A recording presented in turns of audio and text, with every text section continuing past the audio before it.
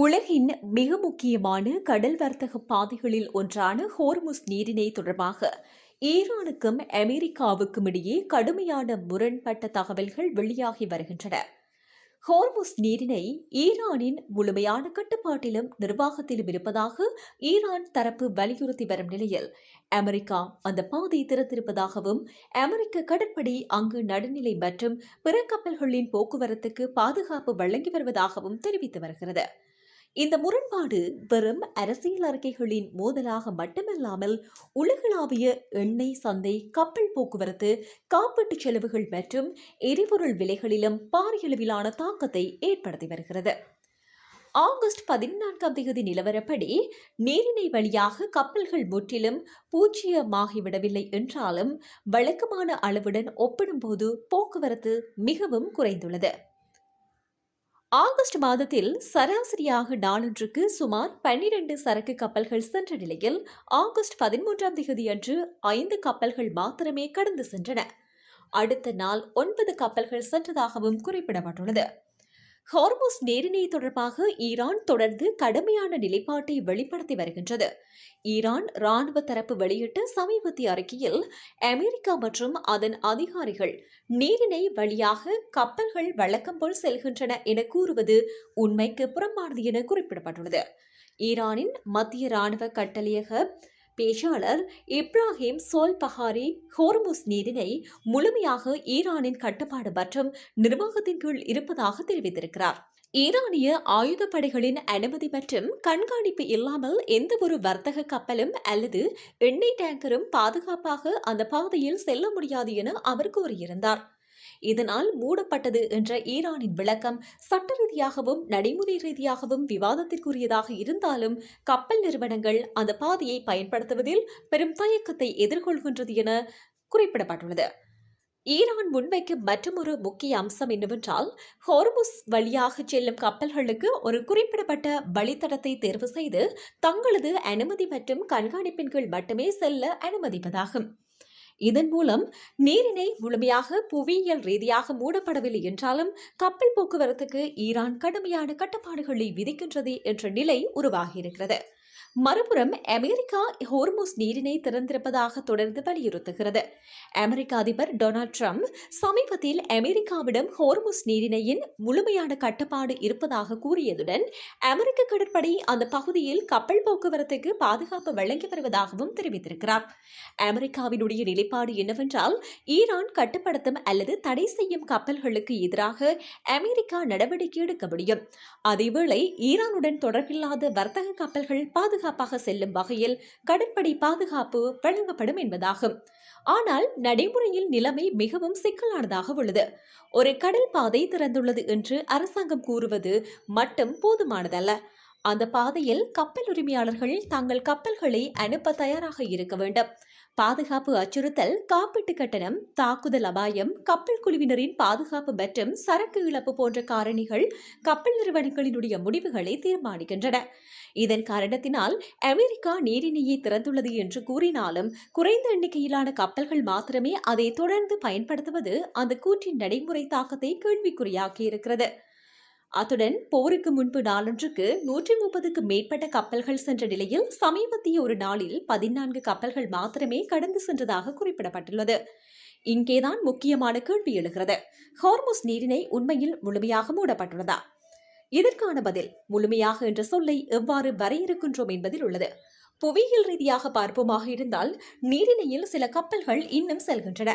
August 13 அன்று 5 சரக்கு கப்பல்கள் சென்றதாகவும் பின்னர் ஆகஸ்ட் 14க்குள் எண்ணிக்கை 9ஆக உயர்ந்ததாகவும் தரவுகள் தெரிவிக்கின்றன. எனவே உலகின் அனைத்து கப்பல்களும் அந்த பாதையில் செல்ல முடியாத நிலை ஏற்பட்டுவிட்டது என்று கூறுவது தரவுகளுடன் முழுமையாக பொருந்தாது. ஆனால் வர்த்தகம் மற்றும் பாதுகாப்பு கோணத்தில் பார்த்தால் நிலைமை வேறுபட்டது. வழக்கமான போக்குவரத்து அளவு கடுமையாக குறைந்துள்ளது. பல கப்பல்கள் ஈரான் அங்கீகரிக்கும் வழித்தடங்களை தேர்வு செய்கின்றன. சில கப்பல்கள் தங்களது தானியங்கி அடையாளங்கள் கருவிகளை முடக்கி இயக்கப்படுவதாகவும் தகவல்கள் வெளியாகி இருக்கின்றன. இதனால் நீரிணை திறந்தது என்றாலும் அது இயல்பான வர்த்தக பாதையாக செயற்படவில்லை என்பது தெளிவாகிறது. இப்படி இருக்கும் நிலையில் இந்த ஹோர்முஸ் நீரிணையின் தற்போதைய நிலைமை அமெரிக்கா மற்றும் ஈரானுக்கு இடையிலான நேரடி ராணுவ மோதல் அபாயத்தையும் அதிகரித்திருக்கிறது. அமெரிக்கா ஈரானுக்கு எதிரான கடற்படை முற்றுகையை நீண்ட காலம் தேவையானால் காலவரையறையின்றி தொடர முடியும் என அமெரிக்க பாதுகாப்புத்துறை அமைச்சர் தெரிவித்திருக்கிறார். அமெரிக்க கடற்படை கப்பல்களை மாறி மாறி அந்த பகுதிக்கு அனுப்புவதன் மூலம் முற்றுகையை தொடர முடியும் என கூறியதாக தெரிவிக்கப்பட்டிருக்கிறது. இதற்கு பதிலளிக்கும் வகையில் ஈரான் தனது கடற்படை மற்றும் புரட்சிகர காவல்படையின் கட்டுப்பாட்டை வலியுறுத்துகிறது. இதன் விளைவாக ஒரே கடல் பகுதியில் இருதரப்பும் தங்களுக்கே கட்டுப்பாடு இருப்பதாகவும் கூறும் நிலை உருவாகியுள்ளது. இது ஒரு ஆபத்தான சூழ்நிலையாகும். ஏனென்றால் ஒரு கப்பல் ஈரான் அங்கீகரிக்காத பாதையில் சென்றதாக ஈரான் கருதினால் அந்த கப்பலை தடுக்க முயற்சிக்கலாம். அதே நேரத்தில் அமெரிக்கா அந்த கப்பலுக்கு பாதுகாப்பு வழங்கினால் இரு நாடுகளின் கடற்படை நேரடியாக மோதும் வாய்ப்பு உருவாகலாம். ஹோர்முஸ் நீரிணையின் முக்கியத்துவம் அதன் புவியியல் அளவை விட அதன் பொருளாதார முக்கியத்துவத்தில் உள்ளது. அதாவது பாரசீக வளைகுடாவிலிருந்து உலக சந்தைக்கு செல்லும் மிகப்பெரிய அளவிலான எண்ணெய் மற்றும் எரிவாயு ஏற்றுமதிகள் இந்த நீரிணையை நம்பியுள்ளன. இதனால் கப்பல் போக்குவரத்து குறையும் ஒவ்வொரு நாளும் உலக எண்ணெய் சந்தையில் அச்சத்தை ஏற்படுத்துகிறது. ஆகஸ்ட் 14ஆம் தேதியன்று பிரெண்ட் ரக கச்சா எண்ணெய் விலை 1.64% உயர்ந்து ஒரு பீப்பாய்க்கு சுமார் $88.50 அமெரிக்க WTI எண்ணெய் 1.92% உயர்ந்து சுமார் $82.81 இருந்ததாகவும் தெரிவித்துள்ளது.